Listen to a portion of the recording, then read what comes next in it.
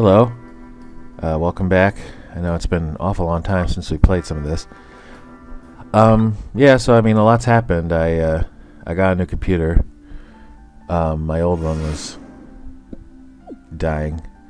It was, I don't know, the monitor kept shutting off, and it didn't seem to be the actual monitor's problem. It was just kind of something with the CPU, and I don't know. I never quite figured it out, but computer was dying, so I had to get a new laptop, which has been nice. But I also had to figure out how to get other side boob. Whoops. I also have to figure out how to get Camtasia on here, so I can keep doing this. And I did. Took a little bit, but I was able to get it without paying again, which is good because this costs like $300. So I prefer not to pay for it again. I also got a new job. It's part-time, and it's like a pittance because it's a non-profit organization. I'm just helping them out with some like press stuff and public outreach and shit like that. Stuff I learned at the newspaper when I worked there. So it takes up some of my time, not a huge amount, which is good because I'm really not getting paid much, but that's, story of my life.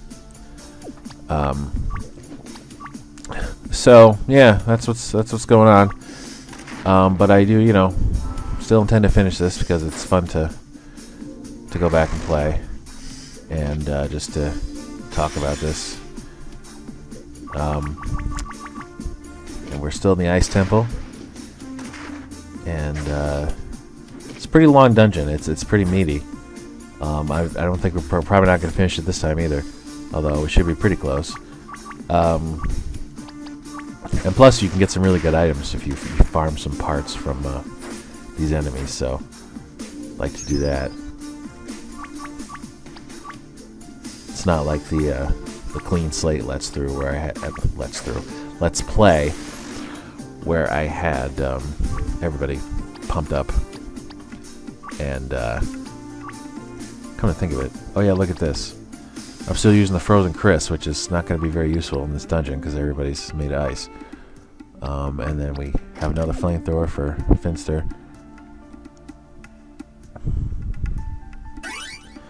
Where was I go? Oh yeah. So, but basically, I want to get some goodies, and I just walked right by the switch, and it's back over here in the reflection.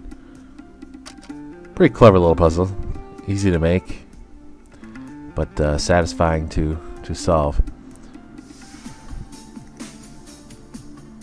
This dungeon is basically a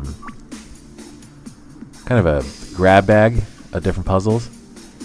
I mean, they all make sense within the setting, because it's all it tends to be all about the ice.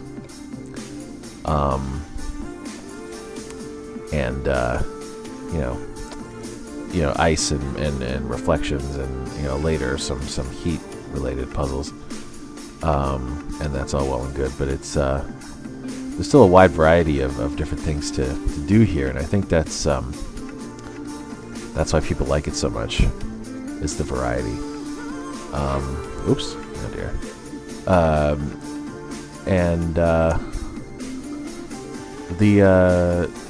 And actually Mark would kind of get away from this a little bit. I mean, it's still, he still made there's still some great dungeons to play, of course. We're only about halfway through the game, a little less actually. So there's still plenty of good dungeons to play, but he got more focused on the idea that just having a sort of consistency to the dungeon in terms of the puzzles and the and the mechanics and such.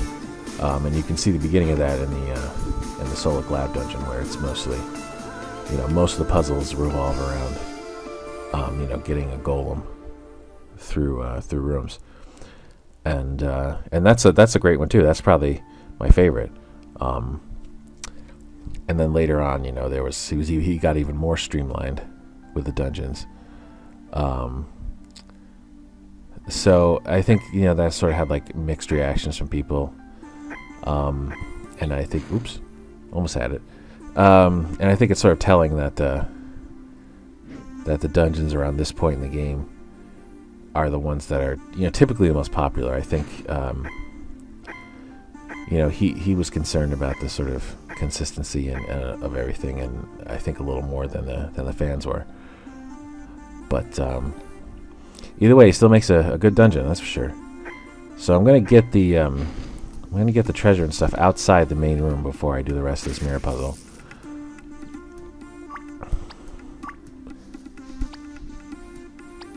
I need a lot of wolf fangs because there's a cool thing you can do.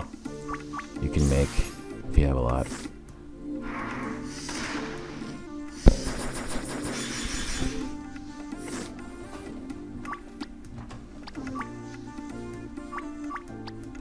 So, what else can I say?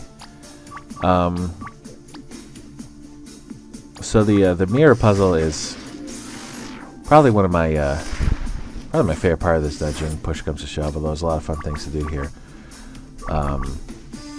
You can there's something satisfying about getting that path just right, and because the encounters are off in the main room, not in this room, but in the main room, so you can take your time and sort of align the mirrors and think things over. Snowshoes. And what are we wearing here? Hold on, some snowshoes. I don't know, those things are good though. I'll just use them for a recipe. And you can also head over here and you can get some stuff over here. It's pretty clever, just having the puzzle extend to like outside of the room it's based in. Oh.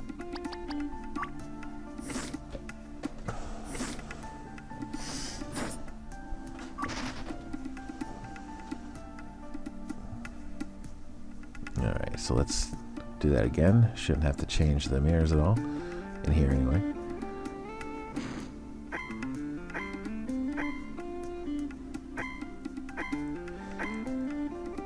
And it's cool because, it's a clever puzzle and it's pretty easy to create. I mean, you gotta put some time into it to make sure all the different possible directions work. But in terms of like resources, all we really needed was that little icy rectangle, and then you just kind of flip it around. And then you have the different variations of the mirror. And then, you have a little fireball sprite. And that's mostly all you need.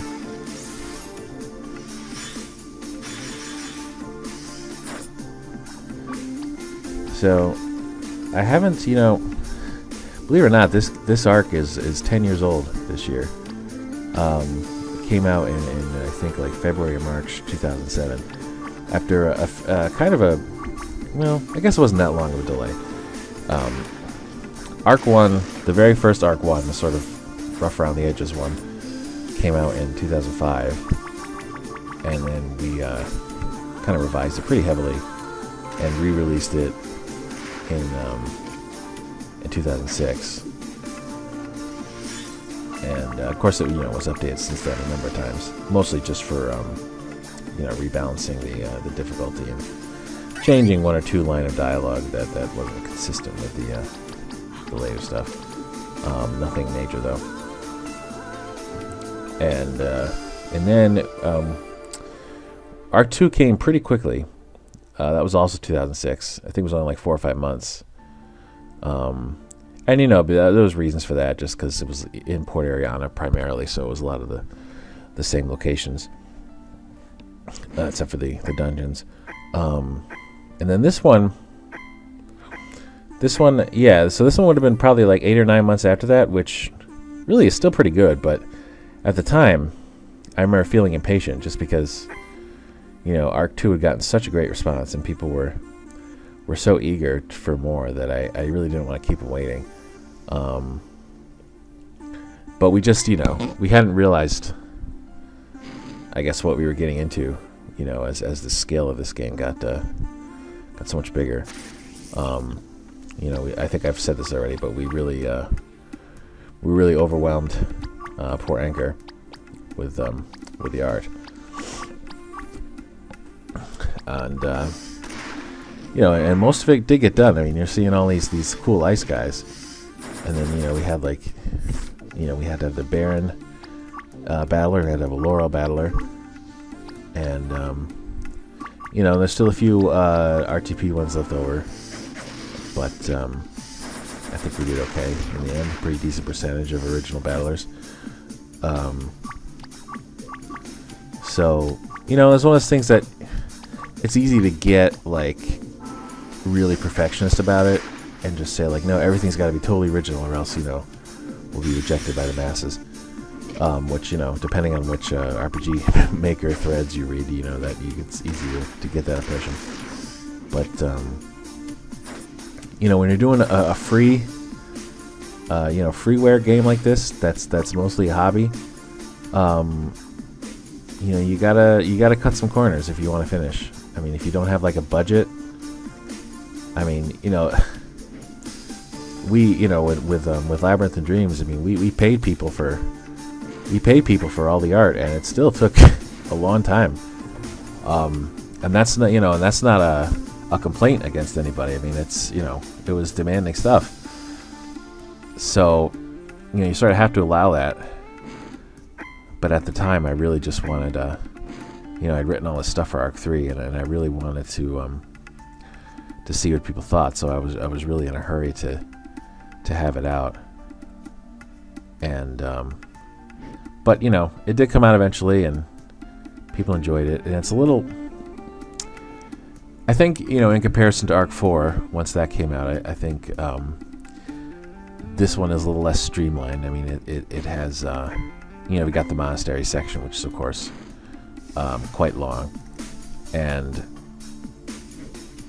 then, this, both the dungeons are huge, but we never got any complaints about that.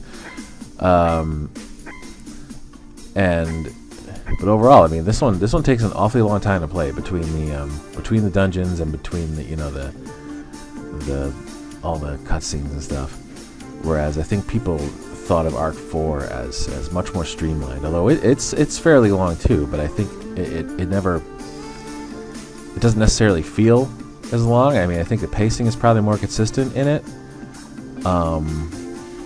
So I think that was a part of why people tend to choose it as the best arc, which always kind of surprised me, because I think story-wise, it's got good stuff, but I don't think it's as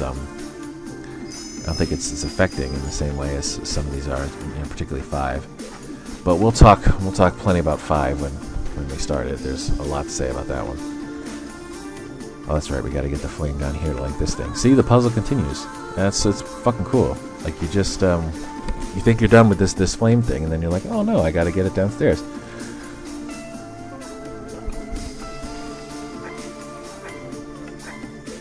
So we just have to bounce it around in a rectangle here, and then whoop, gets pulled down the stairs by the air vent or something. It's a bit of a dubious explanation, but hey, as long as we can do the puzzle, it's all good.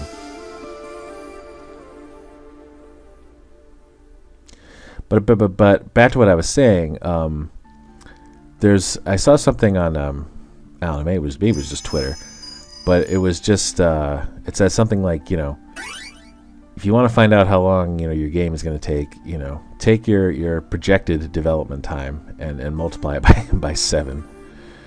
And it sounds goofy, but I don't know, man. It's fairly accurate. Like, it just things get held up, and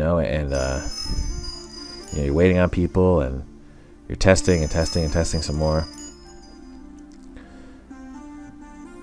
And then you have to sort of orchestrate the whole release, which, when you're on Steam, that's pretty complicated in itself. And then because you want a trailer and all that stuff. And we didn't have the goddamn trailer for Labyrinth of Dreams until like 10 minutes before it was released, basically. It was so bad. But so ideally would have had that a little earlier. And so we've got another fairy complaining about the how poorly equipped she is by the fairy legislature. And another clue that the side quest is coming. What other goodies can we get?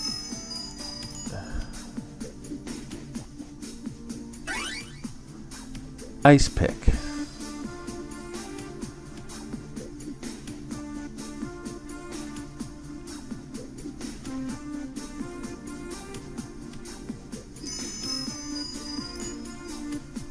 Alright, so it's about done with that, and then we gotta go and pull the switch. Actually, I think I missed that switch in the other room. But, easy enough. You probably noticed that mouse arrow on the screen right now. I'm not sure what that's about. Usually, you don't see that in these videos, but I guess I'll have to get rid of it next time. Okay, so we... Frozen dead chick. That's pretty funny. Alright, now we have an optional thing you can do here. Oh, well, I got to refight.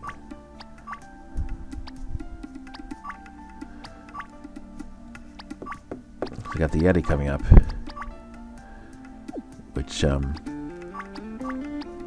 pretty much anything involving a Yeti is kind of a little secret. There's the not very well known secret in Arc 6 where you can summon the Yeti, and we'll be sure to do that once we get there.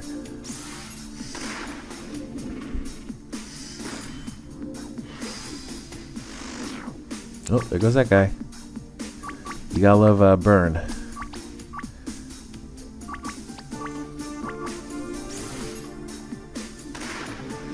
So in terms of other creative stuff, I mean, like I said, I have a new computer, so all my stuff is... I haven't even gotten Dropbox back up yet, which I should, because I use that for a bunch of different things. I don't have Skype up yet, although that shouldn't take too long. It's just I haven't gotten around to it, It's just shit to do. And I gotta get RPG Maker back too. I hope I can use my same code. They don't work for Degic anymore, so I can't get everything free. Although maybe somebody can hook me up just because I know so many people there. And now we have the Donkey Kong tribute thing, which can be pretty tough if you're not careful. You got to be very deliberate with your movement. You can't walk into a wall or anything. You're just gonna get killed. Not killed, but sent back. Like that. But creatively, I have worked on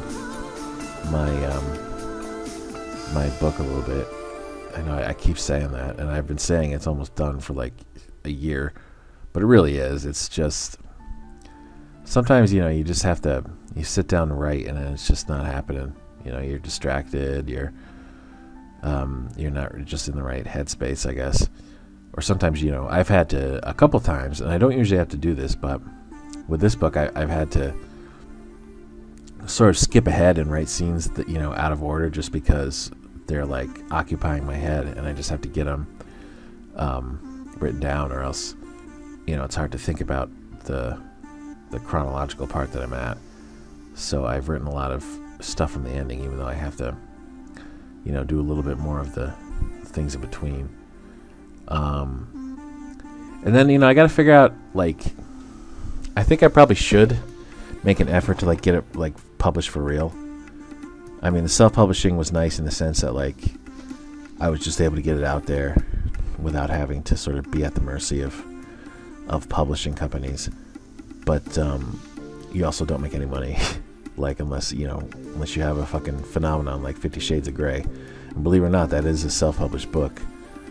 They've got all sorts of fancy editions of it now, but it was just self-published because no editor would have published that. But that's kind of rare that you get a big phenomenon like that. So I'd like to see if maybe I can make some actual money off it. Who's throwing ice? Now you have to excuse me because I don't remember if I've told this story or not.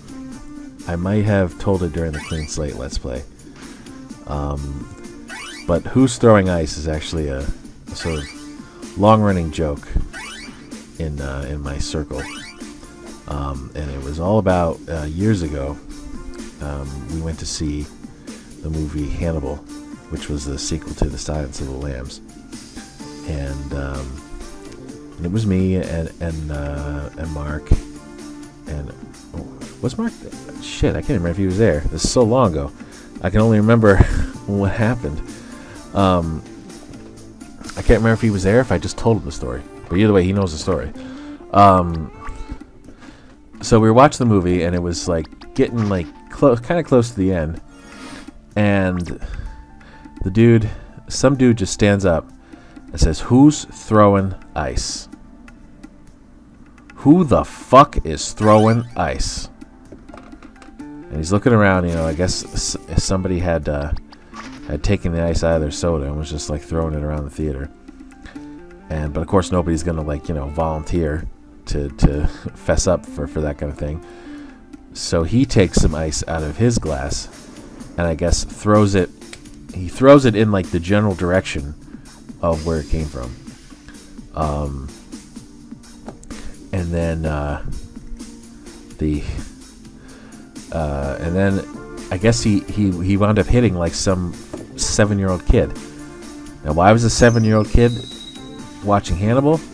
I don't know. I guess his dad really wanted to see it and couldn't get a babysitter. But the dad stands up and says, "Don't throw ice at my fucking son." And then they start getting in this argument, shouting at each other.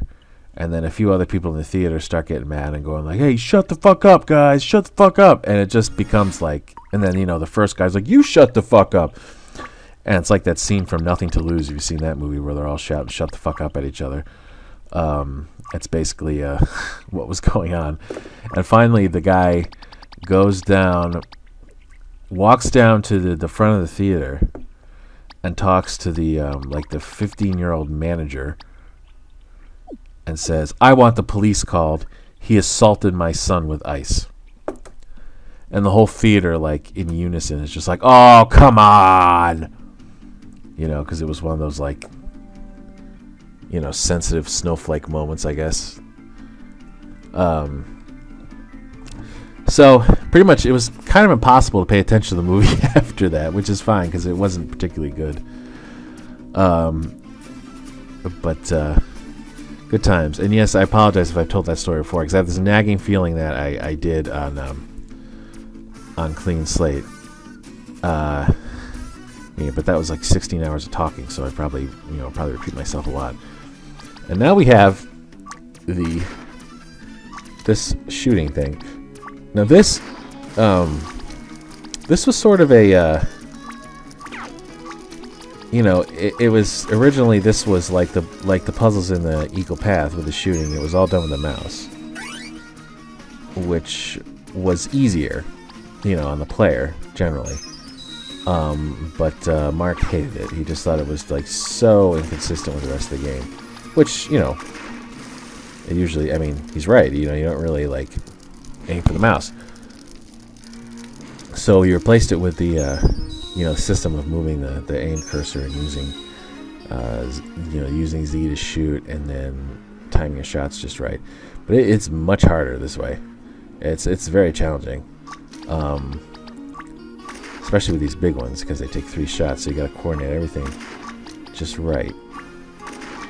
So now that one's down, but you have to be really quick about getting this one. There we go. And now that we're going to be fighting the Ember Mages, who are look at that.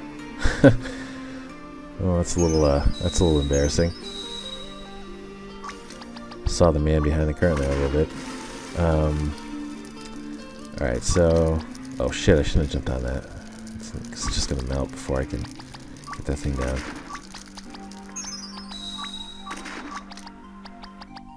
So yeah, we get that thing down. It takes a long time to melt because it's bigger. And then you can just... Fuck. Come on. God damn it. The farther you shoot, the faster the bars go, so that makes it harder. Oh dear. Oh, but fuck. Sorry, guys. You know, there's no cheesing your way out of this one. You got to do it just right. Cox. Okay, here we go. Then there'll be harder ones too. This could wind up being kind of a long entry. Alright, but now since we're fighting the fire enemies, it's a great time to use these. And the flamethrower will not be productive. Which is unfortunate because, you know, Finley takes a pretty big dent in his attack, but otherwise we're just going to be... I think it might even heal the Ember Mages, which of course we do not want.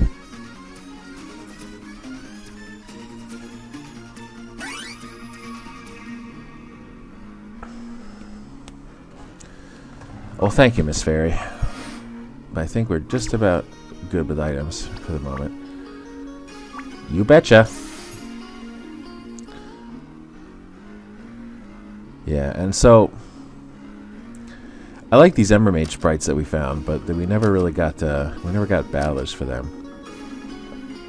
We did get one for Chard, who's coming up. All right, so this one's not so bad. It's just a straight shot of the little ones. Just gotta be quick.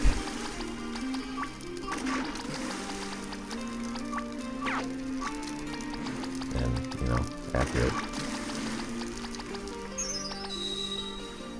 Oh, I can't. Okay. So you have to get out there and do it, which is a little hairy on these little ones because they don't stay in the lava very long. Can you imagine doing this in real life? This is terrifying. Of course, you know, probably shouldn't get into that because there's something called convection, and even though we're not in the lava, if you were that close, the heat would be like overwhelming, and so I think it'd be very hard to, you know, go around fighting people in heavy armor. So maybe we'll stay out of the realism thing. Just one of the sort of scientific realities that's ignored often in fiction for the sake of excitement. But yeah, as you can see, the Ember Mage graphics are just like the sort of standard RTP. It's not even the right color, just like that purple cloaked NPC that comes with the RTP. That very briefly was Sparrow Sprite until we got the orange one from Despain.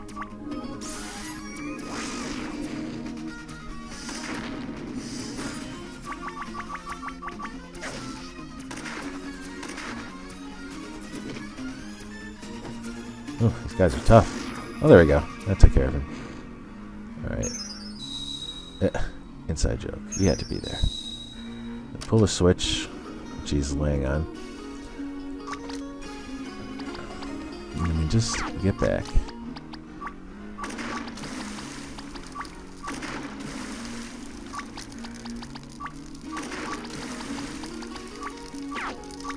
So I know some people really got stuck here.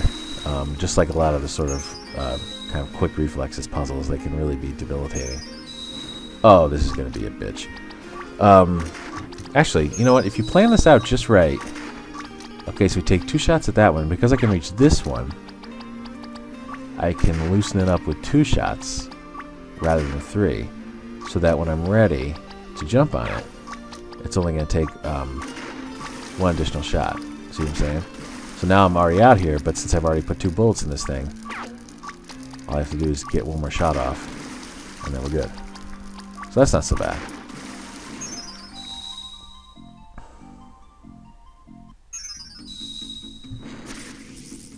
Yeah, the Ember Mages don't know who they're messing with. And I think a few people thought that a few people mentioned when this arc came out that they thought this part was a little frivolous. Just because the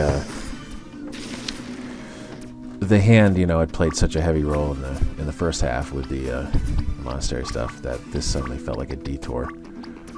Which, you know, there's some truth to that. At the time, we thought that maybe we, you know, since we still considered this like a superhero story, despite the the many deviations it takes from the the typical tropes. We still felt like it was good for them for the group to have a variety of enemies. Because that's typical superhero thing. I mean, most of the time in the in the movies, the superhero movies, it's one villain. And that's that's fine for a movie, because if you overdo it on the villains, you get Spider-Man 3, which is a mess. But the for a longer game, I think it's more fun to have like a rogues gallery. And that's like what we did for a lot of this. We just built a rogues gallery, and so because you've got the Toot and Core, who are totally separate from the hand, and you've got Solik, who's kind of connected to the hand, but he's oh, hey, look at that! I cheesed it. Who's kind of separate from the hand, but he has his own agenda, and so it feels like a different adversary. And then within the hand, of course, you have a wide variety of antagonists. And you got Kovac, who is connected to the hand, but it's they're not on the best terms, of course. Now this one is especially true. Oh, fucking cock! You have to. You don't have enough time, when you're standing on one of these things to shoot that big one down. So you have to sort of create a. Oh well, in that case, jump, you asshole. Okay. In that case, I already shot it once, so I actually was able to do it. Can I shoot him? Oh, he just jumps. That's kind of funny. But normally, if I hadn't taken that early shot, I would have had to jump onto one of the other small icicles to buy myself some time.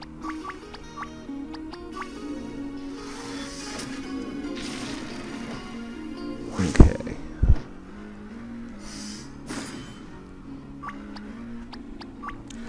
And I believe this is the last group of Emer Mages, and then we'll be just about ready for the boss.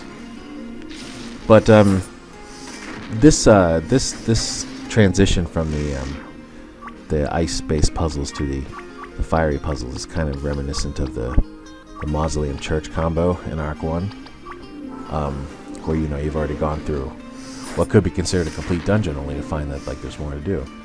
And I think in general people found that exciting, so we did it a few times. And it was good. And especially when the music changes, there's something about that too. You're just sort of conditioned to be like, oh, well, this is like a new different thing now. The music's different. Okay, let me get this.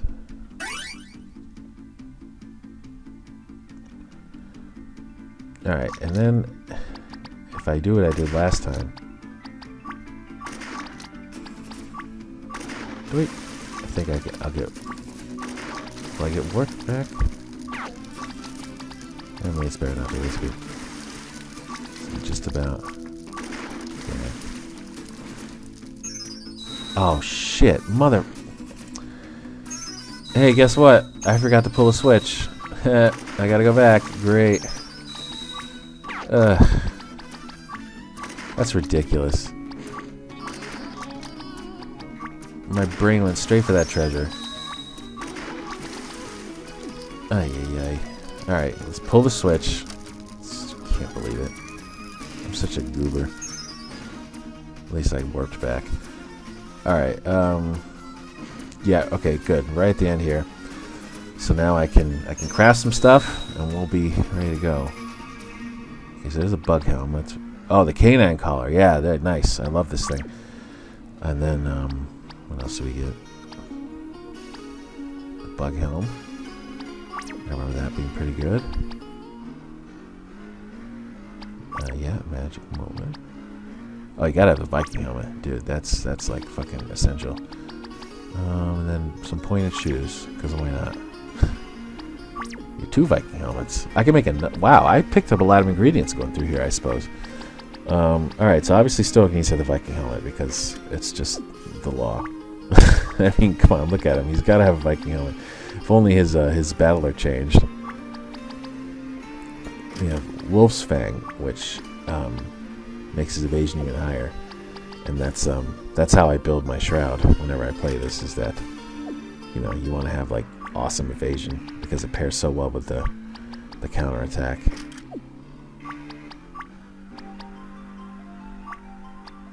Freezy Freakies! Yeah, I guess I haven't updated a lot of their armor in a while. Okay. Then we'll give Laurel the magic molar. Hopefully she doesn't have to actually put it in her mouth to use it. Okay, well I guess we're about done here. We'll deal with Shard next time. It's already gone on for a while. So thank you for sticking with this, and hopefully I will have more soon. Bye-bye.